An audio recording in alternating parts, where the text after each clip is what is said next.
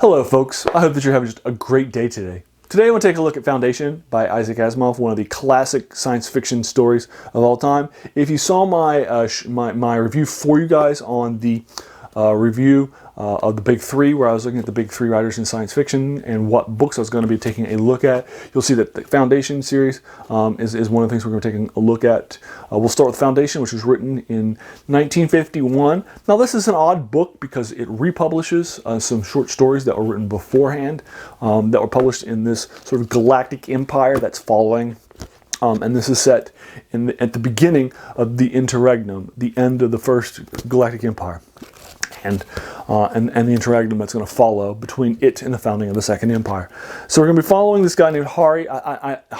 It may be Harry, whatever. It's a science fiction spelling of the word, so I'm pronouncing it Hari Seldon. He is this mythical figure who is going to be near the end of his life. And you're going to be meeting his new sort of attaché, this new graduate in mathematics who just got his doctorate degree. He's now coming to the capital of the empire, and he is going to be taking a look at the psychohistory. He's going to be working for the Seldon Academy, learning what they're trying to do, and so forth. And basically what they're trying to do is they can't stop. Their actions alone, there's too small a number of people. They can't stop the coming end of this galactic empire that has reigned for millennia and millennia and millennia and stretches across the Milky Way galaxy from star to shining star, and has tons of stars in it. They can't stop this. But what they can do is make the interregnum period, instead of thousands and thousands and thousands and thousands of years, just a single 1,000 years, just a single millennia between the end of the first one and the beginning of the next one. So that's their goal. Their goal is to set up the next empire, and the second empire, and that's what Hari Seldon is going to do.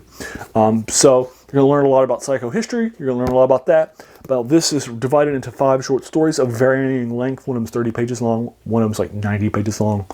So some of them are more novella lengths and so forth. I reread this and I knocked it out in a day.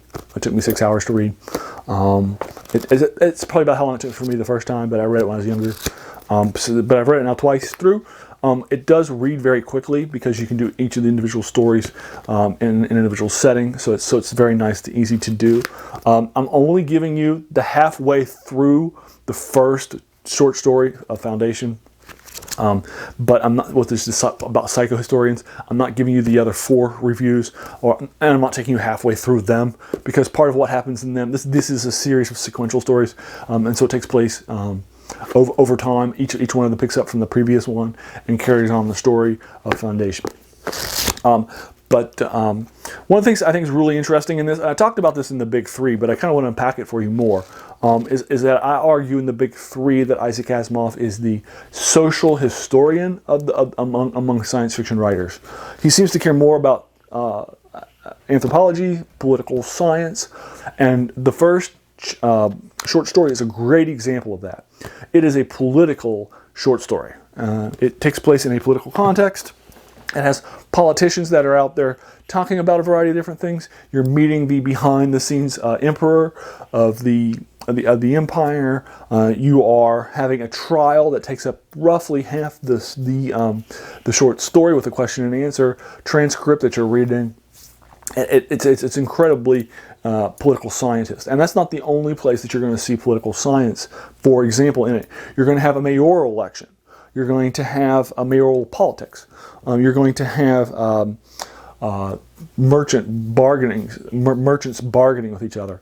You're going to see a lot of that, and those are not the only places that you're seeing science of a social nature in this short story. That's just political science. You're also seeing it with the study of anthropology. You're seeing it with sociology. You're seeing in psychohistory is basically just the mathematized sociology. And so you're seeing it in these various different setups and what's happening. The idea of being able to understand mobs but not a single person feels like a social scientist kind of idea.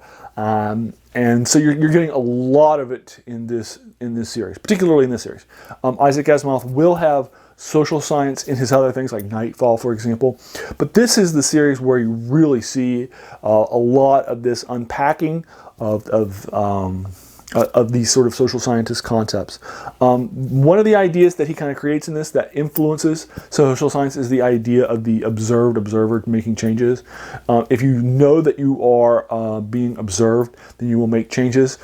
This was really sort of codified in the Hawthorne studies, which if you're not familiar with it, I recommend you take a look at it. Basically, during the time that in the early parts of sort of management, there was this idea of scientific management, and the idea was is that if you could create the ideal work environment for a worker, they would give you maximum output.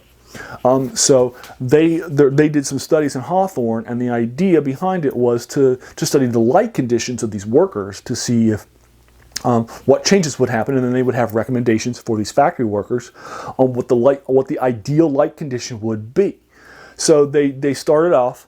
And they increased the light a little bit, and they had increased productivity from their baseline work. And they said, "This is great. This is exactly what we would expect it going into it." That's what that different. So they increased the light more, a little more, and they still had the same increased level of productivity. And they increased the light more and more and more, and it was the same level of increased productivity. And then they decreased the light, and it was the same level of increased productivity for the things and so forth. And what they realized is that after they went over and took a look at their models, the reason there was this increased productivity wasn't anything to do with the lights. They were just doing more because they were being observed. So you saw that in sort of the Hawthorne studies. That was sort of this beginning of this new era in sort of social and sort of management. In social sciences and so forth, and there's this idea in psychohistory that if the observed people cannot be, if they know then what their thing is, then it won't work on them. There is this sort of observed phenomenon, and that is something that was exactly happening during that time with the Hawthorne studies in social science and also in management. Both business and political. So that was something that was a big part of what was happening at that time through the Hawthorne studies. So it is certainly something that was contemporary. He was writing these short stories during the 40s and published this collection in 51. So because it was being written in the 40s, right around the same time as the Hawthorne studies, and some of these changes that were happening to social science, you can kind of see that in this sort of next level in Foundation, in the series that's coming to follow. So there you are. I'll go ahead and leave you to it. What did you think about my review? Did you agree or disagree with anything in there? Did you learn anything? I'm happy to sort of talk about you with it more further.